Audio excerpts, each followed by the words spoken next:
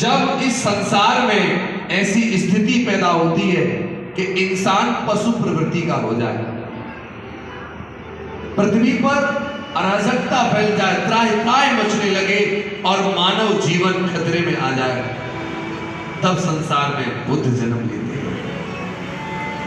धम्म प्रेमी हो, प्रमादी हो जय आदमी कि प्रमादी हो जय आदमी और बढ़ जाए अत्याचार, कि प्रमादी हो जय आदमी और बढ़ जाए अत्याचार। 10 बजे विराम करेंगे, चिंतित ना हो। प्रमादी हो जाए आदमी, बढ़ जाए अत्याचार और पैदा होते बुद्ध तब सुखी करण संसार। संसार में जब प्रमादी इंसान हो जाता है, प्रमाद शील रहित हो जाता है, शील पालन करना भूल जाए, धम्म प्रेमी ऐसी स्थितियां जब बन जाती हैं, तब संसार में मानव कल्याण हेतु बुद्ध जन्म लेते हैं। और अभी तो आप देख रहे हैं ना, सोशल मीडिया पर देख रहे हैं ना, कितना बवाल मचा हुआ है। एप्स्टीन फाइल खुल रही है, युद्ध हो रहे हैं। अब कैसा स्थिति बनी हुई है संसार में। तभी तो कल मैंने एक बात कही थी कि आग लगी आकाश में, जलजर गिरे अनार और संतन होते जगत में तो जल मरता संसार। अगर संसार में ज्ञानी संतजन विद्वान अगर ना हो तो ये संसार तहस नहस हो जाएगा। धम्म प्रेमी हो, तो संसार में जब ऐसा माहौल बना तो 10,000 चक्रवात के बहुत सारे देवतागण बोधिसत्व दिव्यराज सुमेध के सामने जाकर के प्रार्थना करते हैं और क्या कहते हैं? कालियंतो महावीर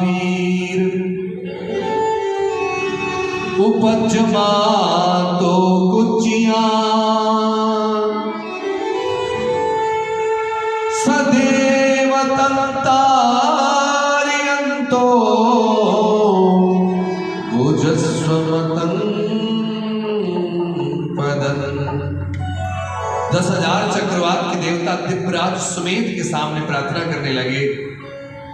समय आ गया है मां की कोख से जन्म लेने का, समय आ गया है मनुष्य और देवताओं को भव से पार करने का, समय आ गया है अमृत पद बांटने का, समय आ गया है मानव को दुख मुक्त करने का।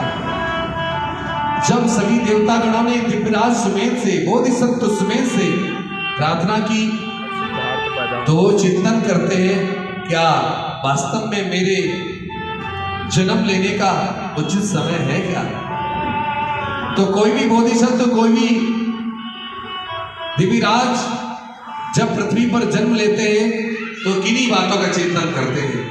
बुद्ध जब जन्म लेते हैं तो किन्हीं बातों का चिंतन करते। उसमें पहली बात है कि मेरी मां कौन होगी, मेरे पिता कौन होंगे, वो द्वीप कौन सा होगा जहां मैं जन्म लूंगा। वो विचार करते हैं कि उस समय आयुकल्प क्या है, आयुकल्प का भी विचार करते हैं। आयुकल्प इंसान की औसत उम्र क्या है। बुद्ध जब इंसान की औसत उम्र अधिक होती है, लंबी आयु होती है, जैसे इंसान 150, 200, 250 साल का जिए, बुद्ध जन्म नहीं लेते। और औसत आयु अगर कम होती है तो भी बुद्ध संसार में जन्म नहीं लेते। अभी इंसान की औसत आयुकल्प कितना रह गया है, कितना जीता है इंसान अब? लगभग 65-70 साल। अच्छा, आपकी आंखों के सामने कुछ लोग ऐसे भी देखे होंगे जो 100 साल जी के गए हैं, 110, 120, 125, और गूगल पे जाकर देख तो 200, 250 तक भी लोग जिए आराम से, है ना? लेकिन आप 65-70 जीते। और सुनो, अभी ये आयुकल्प और घटेगा, अभी आयुकल्प 50 का रह जाएगा, धीरे धीरे करके और कम हो जाएगा। तो आयुकल्प अधिक हो तो बुद्ध जन्म नहीं लेंगे, और आयुकल्प छोटा हो तो भी बुद्ध जन्म नहीं लेते। कारण ये जैसे उदाहरण के तौर पर ये ज्ञान चर्चा अगर एक दिन की होती तो क्या लोग धर्म समझ पाते? आज शुरू कल खत्म, गया समझ। अगर ये एक महीने की कर दी जाए तो क्या धर्म समझ पाएंगे? एक सोचेंगे एक महीने का समय पड़ा चले जाएंगे, वो कभी धर्म न समझ पाएंगे। लेकिन जब सफिशिएंट 4-5 दिन रखे जाएंगे तो आदमी सोचेगा 4-5 दिन निकालने चाहिए, मुझे समझना चाहिए। वैसे ही उम्र, औसत उम्र का अधिक होता है, आदमी फिर ध्यान नहीं देता, और कम होता है तो दुनियादारी में ही कम साल होती है तो वो जीवन उतने में गुजार देता है। 80 से 150 के बीच में आजकल बुद्ध जन्म लेते हैं। दम ब्रह्म सारी बातों का अवलोकन किया तब वो चिंतन करते हैं कि मेरी माँ होगी महामाया और मेरे पिता होंगे शुद्धोधन, और मैं भारत के कपिल वस्तु में जहां राजा शुद्धोधन और रानी महामाया जीवन यापन कर रहे हैं, मैं उसी परिवार में जन्म लूंगा। लेकिन ये राजा शुद्धोधन महामाया इनको ही क्यों चुना? क्योंकि वो जब जिस माँ की कोख से जन्म लेते हैं वो चिंतन करते हैं वो माँ पुण्यवान होनी चाहिए, शीलवान होनी चाहिए। तो ये रानी महामाया और राजा शुद्धोधन बड़ा पुण्य करते चले आ रहे हैं। महामाया बड़ी शीलवान है, बड़ी दानी है, अवसर पाते कभी चूकती नहीं। निर्धन को धन, गरीबों को मदद करना, बीमार को दवाइयाँ, बड़ा करुणा भरा हृदय उनका है, और वो सीलों का पालन करती है और जीवन को जी रही है। दम ब्रह्मी हुआ क्या राजा शुद्धोधन और महामाया की जब शादी हुई तो काफी समय गुजर गया, कोई संतान नहीं हुई। तो बड़ा पुण्य करते, आपने देखा भी होगा जब किसी को कोई संतान ना मिले तो किसी ने कहा फलाने मंदिर जाओ तो वहां जा रहे हैं, किसी ने कहा नेजा चढ़ाओ तो चढ़ा रहे हैं, किसी ने कहा इतने व्रत रखो तो रख रहे हैं, फलाना अनुष्ठान करो कर रहे हैं, पुण्य कर रहे हैं ताकि घर में वो संतान मिल जाए, है ना? करता है इंसान पुण्य। वैसे ही राजा शुद्धोधन बड़ा पुण्य करते आ रहे हैं। उसी क्षण क्या हुआ, महामाया की दूसरी बड़ी बहन प्रजापति गौतमी, उनसे भी राजा शुद्धोधन ने दूसरा विवाह किया। लेकिन बात है आषाढ़ के महीने की। आषाढ़ का महीना जब आता तो शाक्यवंशी लोग, कपिल वस्तु के लोग एक उत्सव महोत्सव मनाते हैं, उसमें सभी लोग बड़े उत्साह से शामिल होते हैं और रानी महामाया उपोषित व्रत रहती है।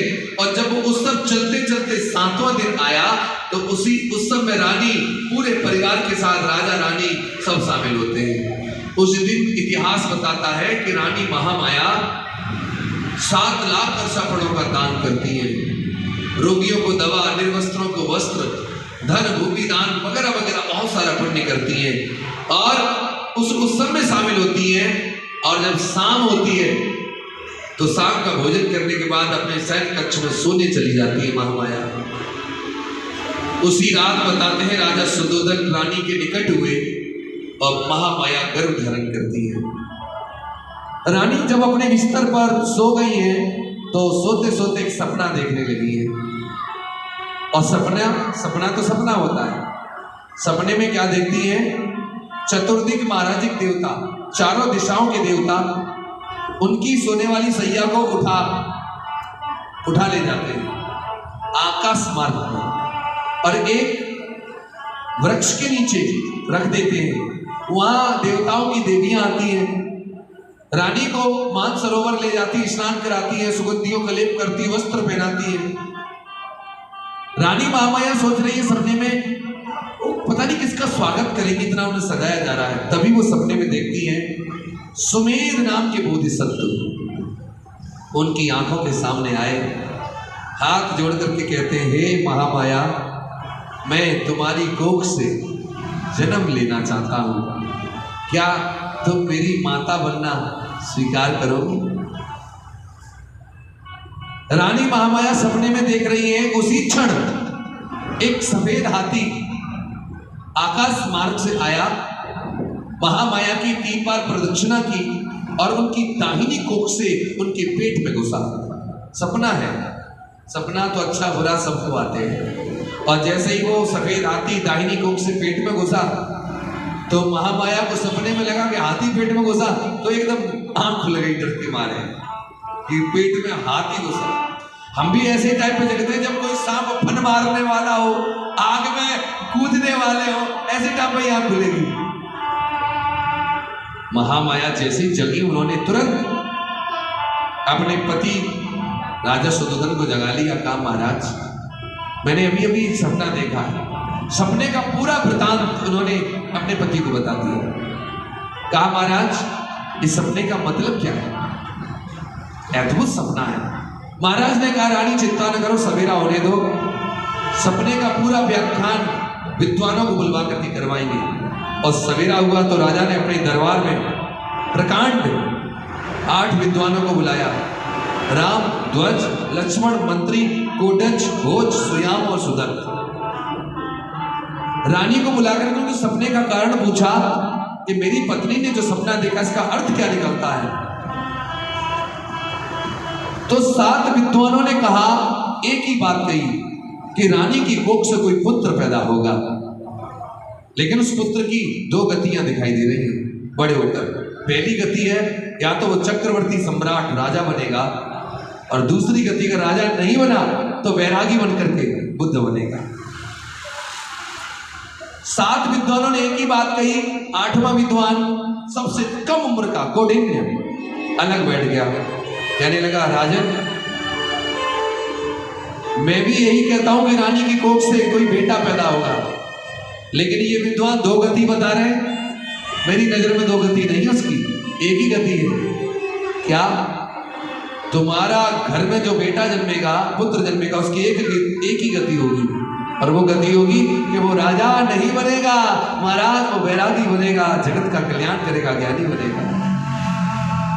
राजा ने जैसे उस छोटे से विद्वान कौंडिन्य की बात सुनी, तो आप बताइए क्या राजा इसको सुनकर के खुश हुआ होगा? क्योंकि राजा कभी नहीं चाहता कि मेरा बेटा वैरागी बने। राजा चाहता राजा का बेटा राजा बने। अरे उसकी तो छोड़ो, हम खुद नहीं चाहते कि हमारे घर में कोई बेटा हो वो वैरागी बन जाए, भिक्षु बन जाए। हमें ये मंजूर है वो चोर बन जाए, डाकू बन जाए, लुटेरा बन जाए, लेकिन भिक्षु ना बने, वैरागी ना बने। क्यों? क्योंकि वैरागी बनेगा, भिक्षु बनेगा तो ज्ञान की बात करेगा, धर्म सिखाएगा, सम्मान पाएगा, वो हमें मंजूर नहीं है। डाकू बन जाए हमें मंजूर है, और राजा को कहां मंजूर होगा? राजा ने जरूर कौंडिन्य को दान कम दिया होगा, लेकिन वो तो घोषणा करके चले गए। इधर पुत्र की आस लगाए, धीरे धीरे करके 9 महीना गुजर गए। रानी महामाया 10वां महीना चल रहा है और अपने पति से कहती है महाराज मैं अपने पीहर जाना चाहती हूँ, अपने पहले बच्चे को जन्म अपने पीहर में देना चाहती हूँ। महाराज क्या मैं पीहर चली जाऊँ? राजा सुद्धोधन कहने लगे महामाया अरे इसमें आज्ञा लेने की कौन सी जरूरत है? अगर तुम्हारे पीहर की परंपरा है, तुम अपने पहले बच्चे को जन्म अपने पीहर देवदहा नगर में देना चाहती हो, तो जाओ, हम तुम्हें खुशी खुशी तुम्हारे पीहर जाने की आज्ञा देते हैं। पति के वचन सुन करके खुशी के मारे रात में नींद भी नहीं आई। पीहर जाना है सो, और महिलाओं को ये पता लग जाए कि पीहर जाना है, आए फिर तो सासू माँ भी अच्छी लग रही है, ससुर भी अच्छे लग रहे हैं। जैसे पीहर की बात आए फूली नहीं समाती, पीहर से इतना प्रेम। सवेरा हुआ, रानी ने पालकी को सजवा लिया, चतुर सैनिक, दासियां, सखियां सब साथ में ली और अपने पीहर जा रही हैं। कहाँ? देवदह नगर। और चलते चलते रास्ते में एक वन पड़ा जिसको कहते हैं लुम्बिनी वन। लुम्बिनी वन की शीतल छाया पाकर के रानी के मन में विचार आया कि हम थोड़ी देर यहाँ विश्राम करेंगे छाया में, तब अपने पीहर जाएंगे। और रानी का आदेश कौन टाल सकता था? सारा का सारा दल वहीं रुक गया, सब लोग इधर उधर टहलने लगे। तब रानी महामाया वो भी पालकी से बाहर आई और एक वृक्ष की छाया में खड़ी हुई है, साल का वृक्ष है। तभी हवा के झोंके से वो डाली नीचे की ओर झुकी। रानी महामाया ने उसको जैसे डाली नीचे आई पकड़ लिया। अब हवा के झोंके से डाली कभी ऊपर कभी नीचे, तो पैर जमीन से थोड़े हट जाते, कभी छू जाते। उसी समय पेट में ऐसा झटका सा लगा कि रानी महामाया को प्रसव की पीड़ा प्रारंभ हो गई। बैसाख का महीना है, पूर्णमासी का दिन है। बैसाख का महीना पूर्णमासी का दिन, प्रसव पीड़ा प्रारंभ हुई है। जैसे ही महामाया के मुख से चीख निकली तो सखियां दासियां एकदम दौड़ दौड़ के आ गई। अरे महामाया का तो प्रसव हो रहा है, अब जंगल में क्या करें? तो सहेलियों ने दासियों ने क्या किया, गोल गोल खड़ी हो गई, घेरा बना लिया और साड़ियां लगा ली किनारे किनारे और गोल घेरे के बीच में महामाया को कर लिया। साल वृक्ष की डाली को पकड़े है रानी महामाया खड़ी है और खड़े खड़े ही उन्होंने अपनी पवित्र कोख से बैसाखी पूर्णिमा को एक सुंदर से बच्चे को जन्म दिया। बोलिए भगवान बुद्ध का। बैसाखी पूर्णिमा 563 ईसा पूर्व की बात है। महामाया ने जैसे ही बच्चे को जन्म दिया, उन्हें किसी प्रकार की कोई पीड़ा नहीं हुई, माँ को कोई पीड़ा नहीं दी है। जब कोख में थे तब भी कोई पीड़ा नहीं दे रहे थे, और जैसे ही माँ जन्म दिया है तब भी कोई पीड़ा नहीं दी, और माँ के कोख से जैसे ही बाहर आते धम्म प्रेमियों जंगल में मंगल उठा, पेड़ों से पत्ते झरने लगे, पक्षियों की चहचहाट बढ़ गई।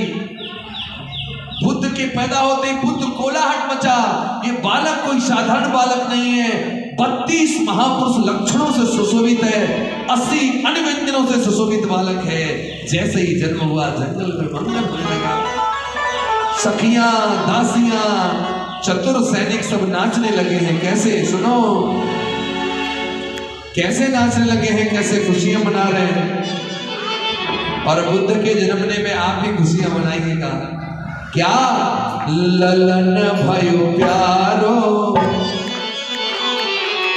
लुम्बिनी वन में, ललने भयो प्यारो लुम्बिनी वन में, ललने भयो प्यारो। अरे लुम्बिनी वन में, हाँ लुम्बिनी वन में, लुम्बिनी वन में, लुम्बिनी वन में। एक बात और बताऊं, बौद्धों में जब कोई व्यक्ति उपासक अगर उपोषण व्रत रखे तो नाचना गाना उसके लिए वर्जित होता है। भिक्षु के लिए तो परमानेंटली वर्जित है, लेकिन उपासक लोग जो घर में रहते हैं भगवान की कथा सुन रहे हैं, अरे ये तो बुद्ध का जन्म हो रहा है ना, और मन अगर नाचने का करे तो इसमें कोई दो राय नहीं है, खुशियां मना सकते हैं। कैसे? ललन भयो प्यारो लुम्बिनी वन में, ललने भयो प्यारो लुम्बिनी वन में, ललने भयो प्यारो लुम्बिनी वन में, लुम्बिनी वन में,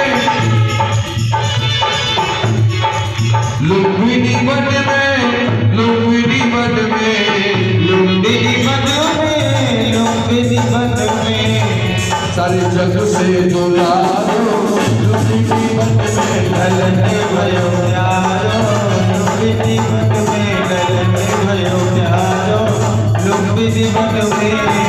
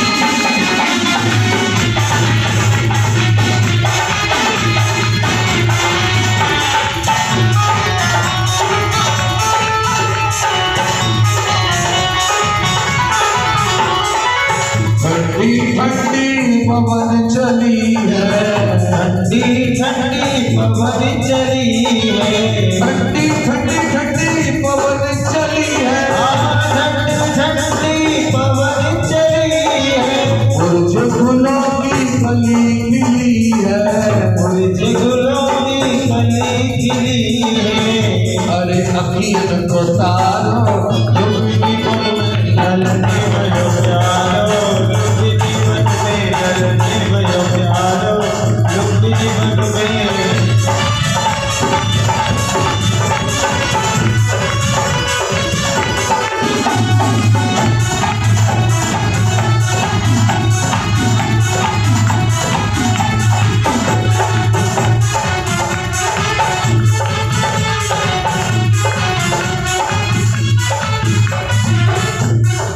सब जग को कल्याण करेगो, सब जग को कल्याण करेगो, मानव जाति को दुख हरेगो, मानव जाति को दुख हरेगो, सब जग को कल्याण करेगो, सब जग को कल्याण करेगो, सारे जगत के दुख को हरेगो, सारे जग को दुख हरेगो, करे दूर अंधेरो दुख जीवन में जलने भयो प्यारो, दुख जीवन में ललने भयो प्यारो, दुख जीवन में जलने भयो प्यारो, दुख जीवन में ललने भयो प्यारो, दुख जीवन में।